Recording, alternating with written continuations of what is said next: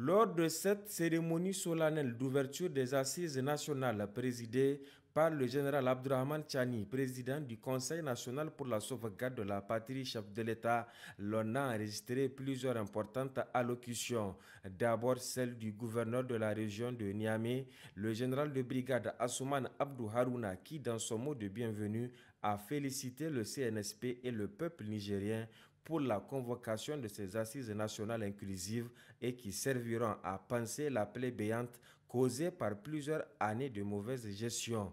Il invite tous les acteurs à avoir une vision commune en cette ère de refondation complète de notre pays. En 35 ans de démocratisation mal comprise, notre tissu social a été des plus effilochés, mis dans un état de décrépitude inqualifiable, plongeant notre pays dans l'abîme et le chaos, dans l'embardé politique et l'embrouillamini politique. Promettant pour la plupart aux Nigériens la bonne gouvernance, le changement de mentalité, la culture des bonnes manières, une bonne justice, le mieux vivre et le vivre ensemble. Certains ont brillé par l'instauration des contre-valeurs sociales, se traduisant par le mensonge, le pillage de nos ressources, la corruption devenue un mode de gouvernance, le clientélisme, le nomadisme politique, la recherche effrénée du clinquant, la mise sous bail de nos ressources et la sous-traitance de notre sécurité, servant de ferment souvent aux forces de défense et de sécurité qui, par devoir et par patriotisme, se doivent souvent d'intervenir pour arrêter les dérives. Dans ces temps de rupture, de refondation, nous devons avoir une vision stratégique commune et nous affirmer sans embâche à travers notre sursaut patriotique afin de garantir à nos actions futures une orientation stratégique saine qui réponde à l'orientation stratégique qui nous assemble. La dynamique de la Confédération AES doit être désormais l'aiguille de votre boussole. Mesdames et messieurs, les membres de la Commission nationale chargée de la conduite des travaux des Assises nationales, vous avez eu l'honneur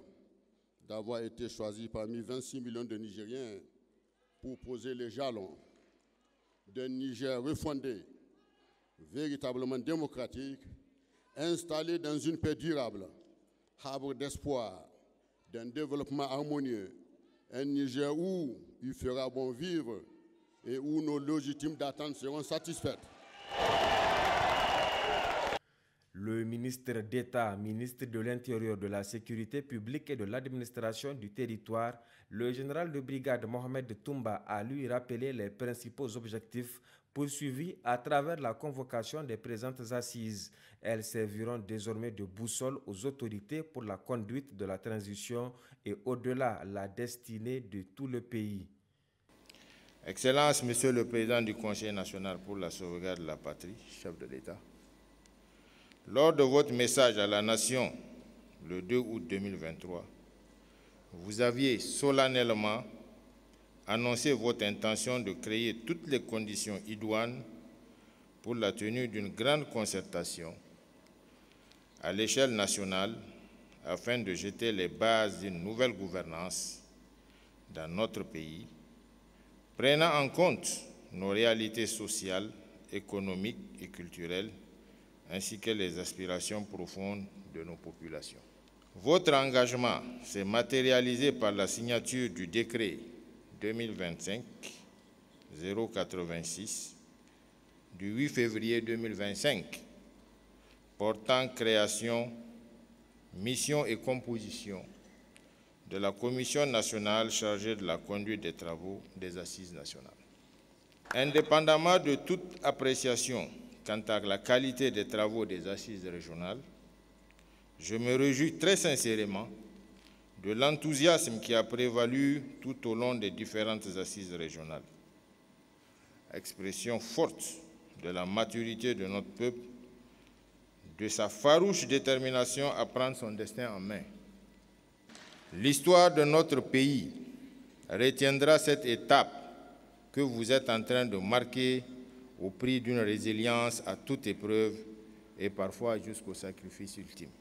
Des conclusions issues des consultations régionales, il ressort clairement la volonté de notre peuple à défendre vaille que vaille sa souveraineté sous la conduite du CNSP.